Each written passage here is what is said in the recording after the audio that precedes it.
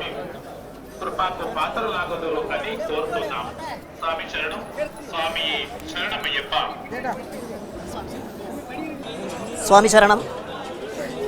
ഞാൻ ഇന്നലെ വൈകുന്നേരം സന്നിധാനത്തെത്തി, തൊഴുതു. ഇവിടെ തന്നെ താമസിച്ച് രാവിലെ തൊഴുതു. ഞാൻ ഒരു 8 തവണയിലധികം ഇവിടെ എത്തിയിട്ടുണ്ട്. ഞാൻ ആദ്യമായിട്ട് ശബരിമലയിൽ വരുന്നത് 5 വയസ്സിലാണ്. 5 വയസ്സിലാണ് വരുന്നത്. എൻ്റെ പിതാവിനോടൊപ്പമാണ് വരുന്നത്.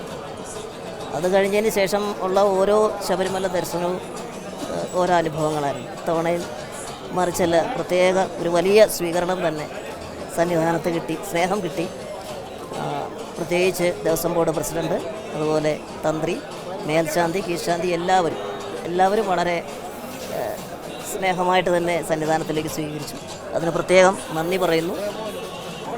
ഇതിനോടകം തന്നെ ഒരു വലിയ ഭക്തജന തിരക്ക് സന്നിധാനത്തിലുണ്ട്.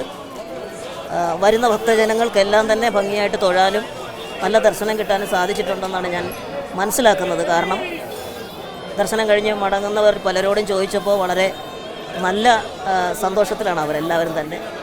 ഇനി തിരക്ക് കൂടുമ്പോൾ എങ്ങനെയാണെന്ന് അറിയില്ല, എന്നാൽ പോലും ഇതുവരെയും വളരെ നല്ല രീതിയിലാണ്. അതുപോലെ തന്നെ പ്ലാസ്റ്റിക് വിമുക്തമാണ് ഇത്തവണത്തെ മണ്ഡലകാലം. പവിത്രം സന്നിധാനം, പവിത്രം ശബരിമല എന്നൊരു പ്രത്യേക പദ്ധതി ദേവസ്വം ബോർഡ് ആവിഷ്കരിച്ചിട്ടുണ്ട്. അതിന് പ്രത്യേക അഭിനന്ദനങ്ങൾ. വളരെ നല്ല കാര്യമാണ്. എന്തായാലും ശബരിമലയിലേക്ക് വരുന്ന ഭക്തജനങ്ങൾ ഇരുമുടിക്കെട്ടിൽ കഴിയുന്നതും പ്ലാസ്റ്റിക് ഒഴിവാക്കാനുള്ളൊരു നിർദ്ദേശം പറയണമെന്ന് എന്നോട് പറഞ്ഞിട്ടുണ്ട്. തീർച്ചയായും എല്ലാവരും അത് സ്നേഹപൂർവ്വം അനുസരിക്കും എന്ന് വിശ്വസിക്കുന്നു. എല്ലാവർക്കും നല്ലൊരു മണ്ഡലകാലം ആശംസിക്കുന്നു. സ്വാമി ശരണം.